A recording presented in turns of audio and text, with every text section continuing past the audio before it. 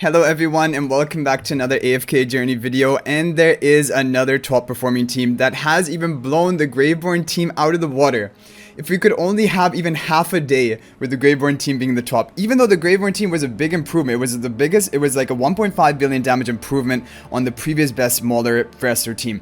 But at the same time, when I was uploading that video and we just had that team tested, they were also doing a lot of testing from Daragon on a Shakir team and a Mauler. Basically, they have made it so that Shakir will never actually be gulped by the boss. He can permanently buff up both of the Phraestos with his attack buff, his haste buff, and so like the damage potential of this team is kind of unmatched. And honestly, at this point, I think there's not going to be any better team than this. I'm calling it right now. The thing is, you will basically have the key heroes in the end this Dream Realm boss all incorporated together using the faction buff talent of the Maulers. But actually maybe there could be a replacement of Kruger because we already have 3 Maulers that were running.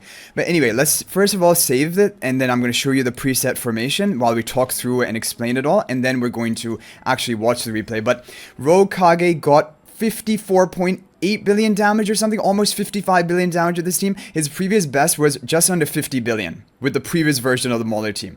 Okay, here is the preview. So Smokey up in the front because then he will be buffing up both Phraestos right after they teleport. That is important. Then we have Kruger, who's going to be the first eat. He's going to be walking up to the boss. He's higher in the position, closer to the enemy considered, so he's going to be the first gulp of the boss. Mikola is now going to wander into the middle, get enough energy to cast her Courage Sphere. This is going to apply the haste buff to her allies. And the thing about Courage Sphere, if you have Supreme plus Mikola, what happens is even when she gets gulped by the boss, it is still considered that a Courage Sphere is active, because it says from her Supreme plus that Courage Sphere is unaffected in duration if you control the Honor Arena, which you're going to be having control over. So basically, she's considered gulped like right on this tile, because this is the boss right up and around here. She's gonna be gulped in this tile, but her Courage Sphere is gonna be a span of 2 tile radius. So the 2 Phraestos are getting buffed with it. The Shakir will hopefully also get buffed with it, and it's just insane. Like you have the 2 Phraestos, Shakir, all getting buffed by Mikola. Shakir is buffing everything up. Smokey is healing everything. It's just perfect. It's just absolutely perfect. And like Kruger, you just need some other hero to take the eat. But I wonder if like Thorin wouldn't be better to like cast a Sword Plunder before he gets eaten or something. Because you already have 3 Maulers for the faction talent. Maybe Thorin, maybe there's an upgrade there somehow. Anyway, I need to tell them about that. But first we're recording this video because this is insane. And I just uploaded literally like half an hour ago. I uploaded the top performing graveborn team that I spent time thinking about optimizing the positioning, and it worked out. It was a top performing team up until this just got cooked up. Yeah, I mean, he has 847 resonating level, or 841 plus on his 3 main carries, the Smokey, Shakir, and the Phraesto, but mainly Phraesto and Smokey are the ones that matter. Shakir, as you can tell, is not dealing that much damage. So here, we're going to jump into the replay, and you're going to see it in action. Okay, so Mikola actually ends up in a weird position. I thought Mikola was going to end up in the center. However, this is still not bad, because what happens here is, okay, at the beginning, her Courage Sphere will only be buffing Shakir and one of the Phraestos. And importantly is buffing up your higher damage Phraesto, the one with the resonating spell, right?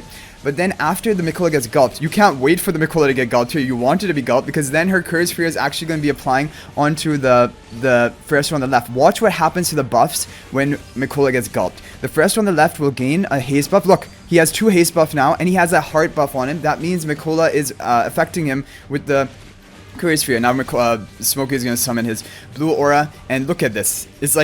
It's a dream team. 2 Phraestos, Shakir in the middle, Mikola buffing them all up, but considered inside of the belly of the boss, still buffing up the team. This is just insane. Like, I mean, this is just the perfect comp in every way for this boss. The only thing that could change is Kruger. Although Kruger has some shield breaking potential. But no, I think there could be an upgrade for Kruger. I really think, I don't know. But the thing about, like, Thorin, Soul Plunder, the increased damage taken by enemies, it doesn't seem to apply onto these losing health per second damage like Phraesto and Smokey.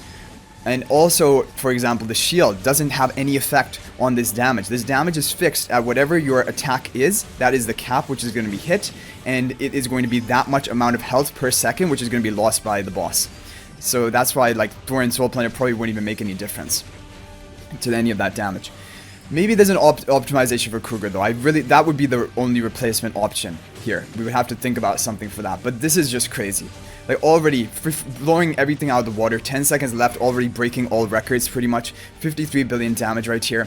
And this is going to be great for you because already you're probably invested into the Mauler faction tree. Now you're not going to have to invest into the graveborn tree, the talent tree, just for the best graveborn team. So this is overall just going to be more optimal for everyone. And look at that.